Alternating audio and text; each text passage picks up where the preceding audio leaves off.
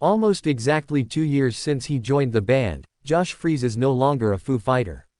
The veteran drummer, who took over the beat-keeping following the March 2022 death of Foo Fighters drummer Taylor Hawkins, announced on Instagram the band informed him Monday night that they've decided to go in a different direction with their drummer. Freese said no reason was given. The band's camp had no comment when contacted by USA Today. After the death of Hawkins from a drug overdose while the Foo Fighters were on tour in Colombia, the band took a hiatus aside from holding tribute concerts in Hawkins' honor in September 2022. The Foo Fighters re-emerged with Freese behind the drums in May 2023 with a tour that began in New Hampshire. But, he continued, in my 40 years of drumming professionally, I've never been let go from a band, so I'm not angry, just a bit shocked and disappointed. Need a break. Play the USA Today Daily Crossword Puzzle. Freese also nodded to David Letterman and joked, "Stay tuned for my top 10 possible reasons Josh got booted from the Foo Fighters list." The only upcoming performance on the Foo Fighters docket is October 4 at the Singapore Grand Prix. Cuban tells USA Today via email that he respects all his fellow Sharks despite the occasional feeding frenzy. They all worked their butts off to get where they are. They aren't there by accident, he says.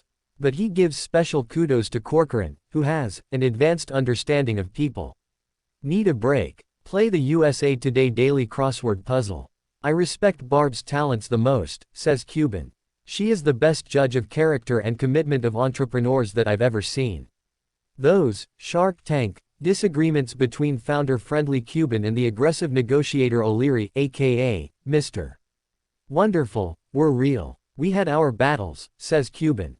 Kevin always looks for ways to use royalties. Which is rarely, if ever, good for the company. Still, the two bid farewell respectfully in the finale, and Cuban offers kind parting words. Kevin may be confused about business often, but he has a big heart and does care about his entrepreneurs, he says. What was Mark Cuban's worst Shark Tank investment? Cuban has no problem revealing his worst investment on the show.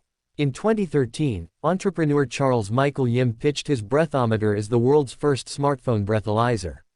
Yim even brought champagne to test it. Blame the bubbles, but the pitch worked, pulling all 5 sharks into a joint investment for the first time. Cuban, O'Leary, John, Greiner and Herjavec pooled a $1 million investment for a 30% company the party started to end in January 2017. When the Federal Trade Commission (FTC) filed a complaint against Yim and Breathometer, alleging the company misled customers about the product's ability to accurately measure blood alcohol content. Breathometer settled with FTC over that complaint, but was compelled to fully refund every customer who had purchased the device, typically retailing for $49.99, according to an FTC statement. It was a lot of money, and I did a poor job of due diligence, says Cuban. It really didn't turn out anywhere near what I expected. Cuban cited family as his official reason for leaving the show. Cuban and wife Tiffany Stewart share 3 children, daughters Alexis and Alyssa and son Jake. My kids are teenagers, and I want to spend more time with them, Cuban told People magazine in October. He pointed to the family conflicting 2-week shooting schedule in June and September as the deal breaker. When they were young, it was like, okay, we're going to wait for dad. Now that they're teenagers, they aren't waiting for dad at all, and in September, they've just gotten back to school. I want to be there for that. Cuban retained a minority ownership position with the Mavericks, where he remains involved with the team's operations. After the pro basketball team earned the first pick in the 2025 NBA draft, Cuban wrote, "Unreal," and "Let's go Mavs," on X.